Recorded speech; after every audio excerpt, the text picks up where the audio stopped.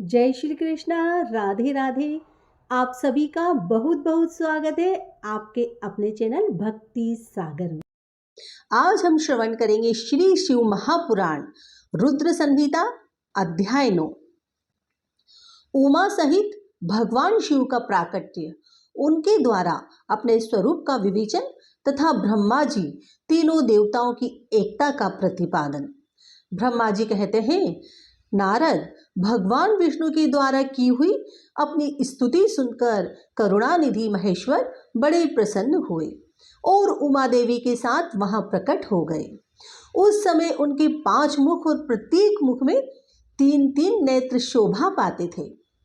भाल देश में चंद्रमा का मुकुट सुशोभित था। सिर पर जटा धारण किए गौर वर्ण विशाल नेत्र शिव ने अपने संपूर्ण शरीर में विभूति लगा रखी थी। उनके 10 भुजाएं थी, कंठ में नील चिन्ह था। उनके श्री अंग समस्त आभूषणों से विभूषित थे। उनके सर्वांग सुंदर शिव के मस्तक भस्ममय त्रिपुंड से अंकित थे। ऐसे विशेषणों से युक्त परमेश्वर महादेव जी को भगवती उमा के साथ उपस्थित देख मैंने और भगवान विष्णु ने पुनः प्रिय वैष्णव द्वारा उनकी स्तुति की। तब पापहारी करुणाकर भगवान महेश्वर ने प्रसन्न चित्त होकर उन्हें श्री विष्णु देव के श्वास रूप से वेद का उपदेश दिया। उसके बाद शिव ने परमात्मा श्री हरि को गुहा ज्ञान प्रदान किया। फिर उन परमात्मा ने कृपा करके मुझे भी वह ज्ञान दिया। वेद का ज्ञान प्राप्त करके कृतार्थ हुए भगवान विष्णु ने मेरे साथ हाथ जोड़ महेश्वर को नमस्कार करके पुनः उन्हें उनके पूजन की विधि बताने तथा सदुपदेश देने के लिए प्रार्थना की। यह सब सुनकर अत्यंत प्रसन्न हुए कृपा निधान भगवान शिव ने प्रीतिपूर्वक यह बात कही। श्री शिव बोले, सुर श्रेष्ठ गण, मैं तुम दोनों की भक्ति से निश्चय ही बहुत प्रसन्न हूँ। तुम लोग मुझ महादेव की ओर देखो, इसमें तुम्हें मेरा स्वरूप जैसा दिखाई देता है वैसे ही रूप का प्रयत्न पूर्वक पूजन चिंतन करना चाहिए। तुम दोनों महाबली हो और मेरे स्वरूप भूता प्रकृति से प्रकट हुए हो। मुझ सर्वेश्वर के दाएं बाएं अंगों से तुम्हारा आविर्भाव हुआ है। पितामह ब्रह्मा मेरे दाहिने भाग से उत्पन्न हुए हैं और विष्णु परमात्मा के वाम पार्श्व से प्रकट हुए हो। मैं तुम दोनों पर भली भांति प्रसन्न हूँ और तुम्हें मनोवांछित वर देता हूँ।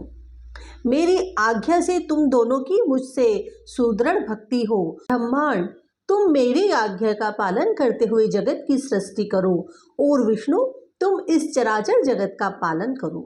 हम दोनों से ऐसा कहकर भगवान शंकर ने हमें पूजा की उत्तम विधि प्रदान की, जिसके अनुसार पूजित होने पर पूजक को अनेक प्रकार के फल देते हैं। शंभु की उपयुक्त बात सुनकर मेरे सहित श्री हरि ने महेश्वर को हाथ जोड़कर प्रणाम करके कहा। भगवान विष्णु बोले, प्रभु, यदि हमारे प्रति आपके हृदय में प्रीति उत्पन्न हुई है और यदि आप हमें वर देना आवश्यक समझते हैं तो हम यही वर मांगते हैं कि आप में हम दोनों की सदा अनन्य अविचल प्रेम एवं भक्ति बनी रहे। ब्रह्मा जी कहते हैं, मुनि श्री हरि की यह बात सुनकर भगवान हरि मेरे साथ पुनः मस्तक झुकाकर प्रणाम करके हाथ जोड़े खड़े हुए और नारायण देव से स्वयं कहा। श्री महेश्वर बोले, मैं सृष्टि पालन और संहार का कार्य करता हूँ, सगुण और निर्गुण हूँ तथा सच्चिदानंद स्वरूप निर्विकार पर ब्रह्मा परमात्मा हूँ। विष्णु सृष्टि रक्षा और प्रलय रूप गुण अथवा कार्यों के भेद से ही मैं ही ब्रह्मा विष्णु और रुद्र नाम धारण करके तीनों रूपों में विभक्त हुआ हूँ। हरे, वास्तव में मैं सदा निष्कल हूँ। विष्णु, तुमने और ब्रह्मा ने मेरे अवतार के निमित्त जो स्तुति की है, तुम्हारी उस प्रार्थना को मैं अवश्य सच ही करूँगा, क्योंकि मैं भक्त वत्सल हूँ। मेरा ऐसा ही परम उत्कृष्ट रूप तुम्हारे शरीर से इस लोक में प्रकट होगा, जो नाम से रुद्र कहलाएगा। मेरे अंश से प्रकट हुए रुद्र की सामर्थ्य मुझसे कम नहीं होगी। जो मैं हूँ वही यह रुद्र है। पूजा की विधि विधान की दृष्टि से भी मुझ में और उसमें कोई अंतर नहीं है। जैसे ज्योति का जल आदि के साथ संपर्क होने पर उसमें स्पर्श दोष नहीं लगता, उसी प्रकार मुझ निर्गुण परमात्मा को भी किसी के सहयोग से बंधन नहीं प्राप्त होता। यह मेरा शिव रूप है। जब रुद्र प्रकट होंगे तब भी शिव के ही चेले होंगे। महामुने, उन्हें और शिव में परायेपन का भेद नहीं करना चाहिए। वास्तव में एक ही रूप सब जगत में व्यवहार निर्वाह के लिए दो रूपों में विभक्त हो गया है। शिव और रुद्र में कभी भेद बुद्धि नहीं करनी चाहिए। वास्तव में सारा दृश्य ही मेरे विचार से शिव रूप है। मैं ब्रह्मा, हरि और जो यह रुद्र प्रकट होंगे वह सब के सब एक रूप है, इनमें भेद नहीं है। भेद मानने पर अवश्य ही बंधन होगा। तथापि मेरा शिव रूप ही सनातन है, यही सदा सब रूपों का मूलभूत कहा गया है। यह सत्य, ज्ञान एवं अनंत ब्रह्मा है। ऐसा जानकर श्रद्धा मन में मेरे यथार्थ स्वरूप का दर्शन करना चाहिए। ब्राह्मण सुनो, मैं तुम्हें एक गोपनीय बात बता रहा हूँ। मैं स्वयं ब्रह्मा जी की भ्रुकुटी से प्रकट होऊंगा। गुणों से भी मेरा प्राकट्य कहा गया है। जैसा कि लोगों ने कहा है, हर तामस प्रकृति के हैं। उस रूप में अहंकार का वर्णन हुआ है। उस अहंकार को केवल तामस ही नहीं, वैकारिक सात्विक भी समझना चाहिए, क्योंकि सात्विक देवगण वैकारिक अहंकार की ही सृष्टि है। यह तामस और सात्विक आदि भेद केवल नाम मात्र का है, वस्तुतः नहीं है। वास्तव में हर को तामस नहीं कहा जा सकता। ब्राह्मण, इस कारण से तुम्हें ऐसा करना चाहिए, तुम तो इस सृष्टि के निर्माता बनो और श्री हरि इनका पालन करे, और मेरे अंश से प्रकट होने वाले जो रुद्र हैं वे इसका प्रलय करने वाले होंगे। यह जो उमा नाम से विख्यात परमेश्वरी प्रकृति देवी है, इनकी शक्ति भूत वाग देवी ब्रह्मा जी का सेवन करेंगे।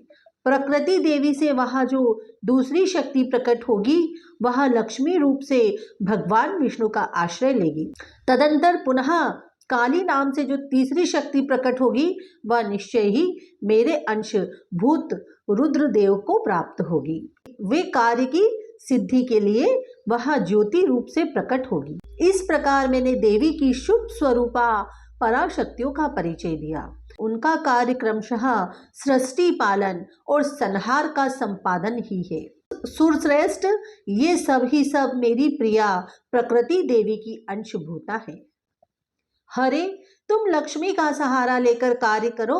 ब्रह्मा, तुम प्रकृति की अंशभूता वाग देवी को पाकर मेरी आज्ञा के अनुसार मन से सृष्टि कार्य का संचालन करना चाहिए, और मैं उनकी प्रिया की अंशभूता काली का आश्रय ले रुद्र रूप में प्रलय संबंधी उत्तम कार्य करूंगा। तुम सब लोग अवश्य ही संपूर्ण आश्रमों तथा उनसे मिलने वाले अधिकारों द्वारा चारों वर्णों से भरे हुए लोक की सृष्टि एवं रक्षा आदि कार्य करके सुख पाओगे। हरे, तुम ज्ञान विज्ञान से संपन्न तथा संपूर्ण लोकों के हितैषी हो।